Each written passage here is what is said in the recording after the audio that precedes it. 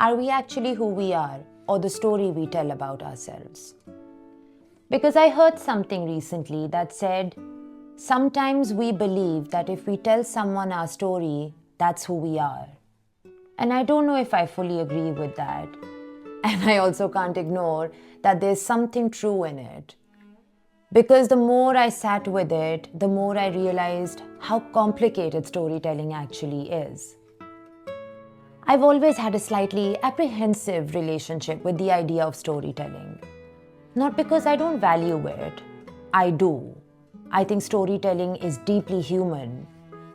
But because I've always been aware of how much control we have over it and how much we don't. Where we choose to begin, what we choose to include, what we leave out, what we emphasize, even the tone we use. All of that changes the story. The same life, the same events can be told in completely different ways. All of them can be true. And yet none of them fully capture what actually happened. And then there's another layer. How I experience something is not the same as how I tell it. And how I tell it is not the same as how someone else hears it. Because they're not just listening to my story, they're interpreting it through their own lens, their own experiences, their own assumptions, their own judgments. So somewhere in that entire process, the story alters again. And the further it moves from the experience, the less control I seem to have over what it becomes. And I felt this in very real ways too. Even something as simple as explaining my life here to family back home. The same reality can sound completely different depending on how I tell it. And suddenly I'm aware that I'm not just sharing my story, I'm influencing how it will be understood as well. And that's where it starts to feel murky for me. Because then I start to wonder, what is the truth in any of it?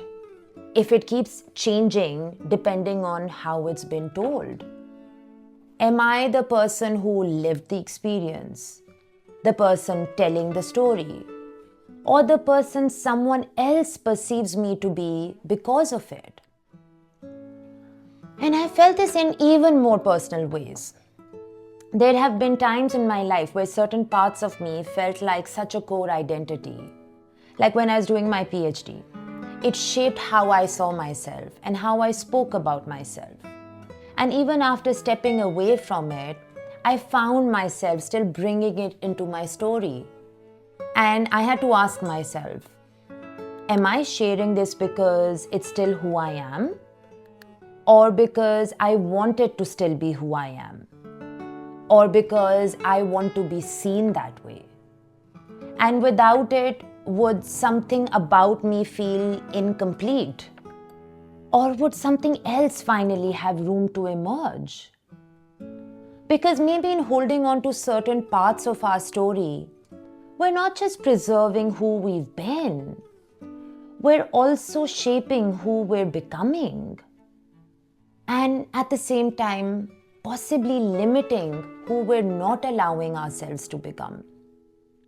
Almost like parts of us are constantly expanding while others contract, depending on what we continue to center in our story. And even in how I explain it, whether I speak about why I left it or what it meant to me, that also reveals something. Not just about what happened, but about me in it. About what I'm comfortable sharing, what I'm still holding on to, and maybe even what I haven't fully processed yet. Because there's a kind of vulnerability in telling our story. And I think sometimes for someone like me who struggles with vulnerability, whether shaping the story is also a way of controlling it. And there's something both freeing and unsettling about that. That we can direct our story and also question whether we're shaping it to be true or to be seen a certain way. And then after all of it, ultimately, once we tell a story, it doesn't just belong to us anymore. It exists in someone else's mind. And in their mind, it becomes something else. A version of us that we don't fully control. And that's where it starts to feel both powerful and a little unnerving. Because we can influence the story, but we can't define how it lives.